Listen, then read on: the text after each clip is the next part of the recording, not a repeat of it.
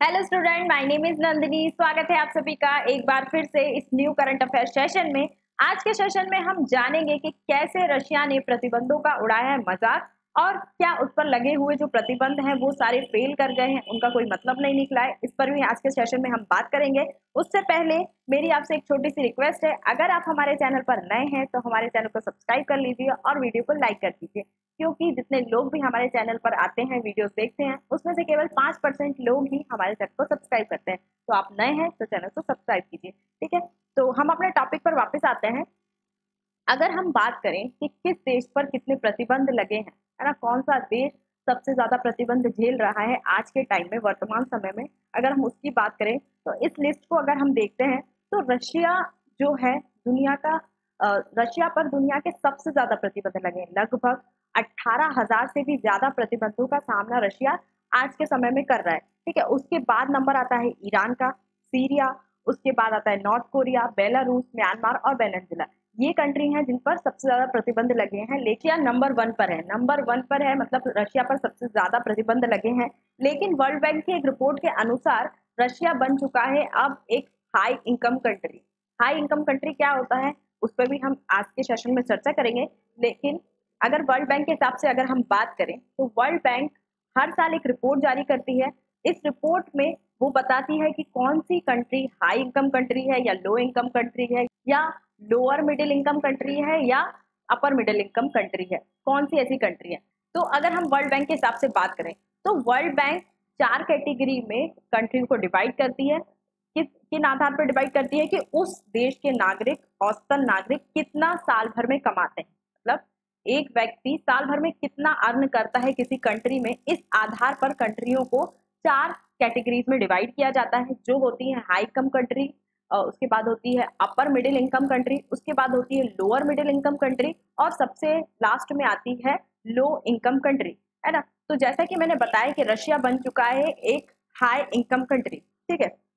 अगर हम बात करें कि कौन सी कंट्री लो इनकम कंट्री होती है, अगर हम वर्ल्ड बैंक के हिसाब से बात करें, अगर किसी देश के नागरिक, किसी देश की औसतन जनसंख्या वो एक साल में अगर 95,000 रुपए कमाती है तो वो आती है एक लो इनकम कंट्री में, है ना। अगर वहीं हम लो मिडिल इनकम कंट्री की बात करें तो अगर किसी देश की जनसंख्या है या फिर नागरिक है वो साल भर में 95,000 रुपए से लेकर 3,70,000 तक कमाते हैं तो वो आ जाएगी लोअर मिडिल इनकम कंट्री में। वहीं अगर हम बात करें अपर मिडिल इनकम कंट्री की तो अगर किसी देश के नागरिक 3,70,000 से लेकर 11,70,000 तक अगर कमाते हैं तो वो आ जाएगी अपर मिडिल इनकम कंट्री में। अगर हम बात करें हाई इनकम कंट्री की तो अगर किसी देश के जो नागरिक हैं, औसतन जनसंख्या है, वो साल भर में अगर 12 लाख रुपए कमाती है, लगभग 12 लाख रुपए कमाती है तो वो आ जाती है एक हाई इनकम कंट्री में। तो रशिया अब क्या है, एक हाई इनकम कंट्री है। रशिया ने अब वो स्टैंडर्ड जो वर्ल्ड बैंक के हिसाब से इनकम के मामले में सबसे ऊंचा टॉप का स्टैंडर्ड होता है वो अचीव कर लिया है ना। मतलब कि जो रशिया के लोग हैं वो साल भर में लगभग 12 लाख रुपए कमा लेते हैं, अर्न कर लेते हैं, ठीक है। तो ये देखकर हमें बहुत अच्छा लगता है कि इतनी जो हमारी मतलब फ्रेंड कंट्री है जिससे हमारे इतने अच्छे रिलेशन है वो इतना आगे जा रही है। एक युद्ध में व्यस्त होने के बाद इतने सारे लगभग 18,000 प्रतिबंधों के बाद भी वो एक हाई इनकम कंट्री का स्टैंडर्ड जो है, टॉप स्टैंडर्ड अचीव करने में सफल रही है। तो ये देख के बड़ा अच्छा लगता है क्योंकि वो रशिया से हमारे बहुत अच्छे रिलेशन है। लेकिन अगर हम इंडिया की बात करें 2006 से पहले इंडिया एक लो इनकम कंट्री में आता था, मतलब कि उस टाइम पे जो इंडिया की जनसंख्या है, जो जनता है, वो साल भर में 95,000 रुपए बस कमाते थे ना। लेकिन 2006 के बाद इंडिया की कैटेगरी बदली और इंडिया एक लोअर मिडिल इनकम कंट्री में आ गया। मतलब कि 2006 के बाद जो नागरिक हैं, इंडिया के नागरिक हैं, वो 95,000 रुपए से लेकर 3,70,000 रुपए तक कमाने लगे, ठीक है। लेकिन 2006 के बाद ये परिस्थिति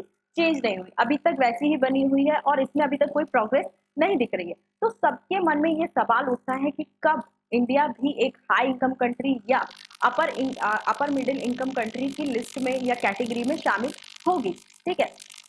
भले ही जीडीपी के मामले में हम 5वीं सबसे बड़ी अर्थव्यवस्था है, मतलब कि हमारी जीडीपी दुनिया की 5वीं सबसे बड़ी अर्थव्यवस्था या फिर जीडीपी कही जाती है, और जल्द ही हम 4th या 3rd का प्लेस भी गेन कर लेंगे। लेकिन अगर हम अपने देश के नागरिकों की इनकम के बारे में बात करें कि हमारे देश में कौन कौन व्यक्ति कितना कमा रहा है, लोगों के हाथ में कितना पैसा आ रहा है, इसमें हम काफी पीछे हैं अभी भी।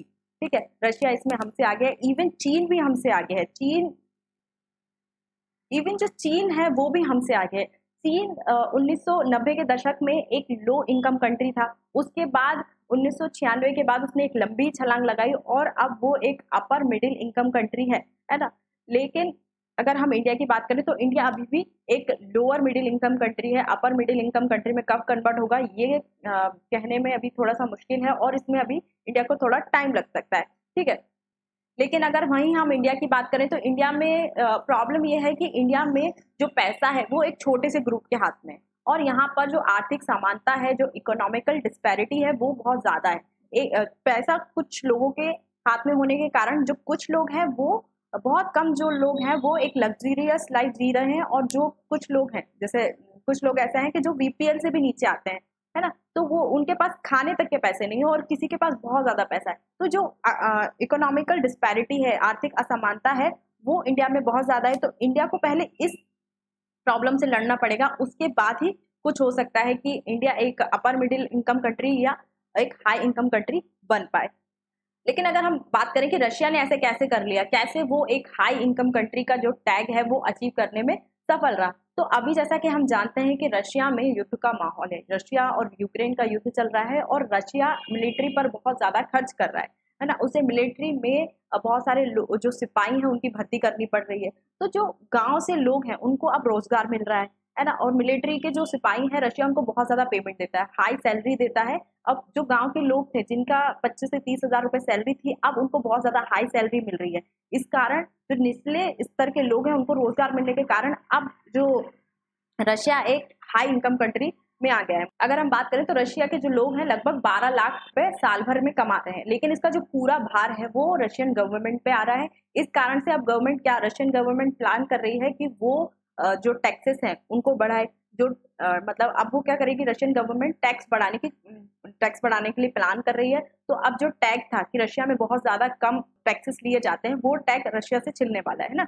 तो अब टैक्स बढ़ाएगी, लेकिन जो गवर्नमेंट है रशिया की वो इस प्रकार से टैक्स डिजाइन करेगी कि जो टैक्स का जो ज्यादा भार है वो वहाँ की अमीर अमीर जनसंख्या है, जो अमीर लोग हैं उन पर आए, ना कि जो मिडिल क्लास लोग हैं या फिर लोअर क्लास लोग हैं उनको उसका भार चुकाना पड़े। ठीक है, तो जो ज्यादातर जो खर्चा है अब युद्ध का या फिर जो भी खर्चे हो रहे हैं मिलिट्री पर, उनका भार टैक्स पर आने वाला है, और टैक्स कौन चुकाएंगे, वो अमीर लोग चुकाएंगे। ठीक है, अगर वहीं हम यूएसए और रशिया का कंपैरिजन करें तो यूएसए अभी भी रशिया से बहुत ज्यादा आगे है।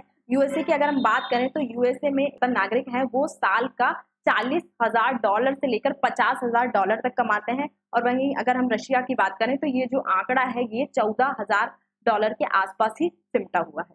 ठीक है, तो आज के सेशन में इतना ही। आई होप आपको ये सेशन पसंद आया होगा। अगर आपको ये वीडियो पसंद आई है तो आप हमारे चैनल को सब्सक्राइब कर लीजिए और वीडियो को लाइक कर दीजिए, और इससे संबंधित नोट्स या पीडीएफ पाने के लिए आप हमारे चैनल व्हाट्सएप चैनल या फिर टेलीग्राम ग्रुप से जुड़ सकते हैं। Thank you.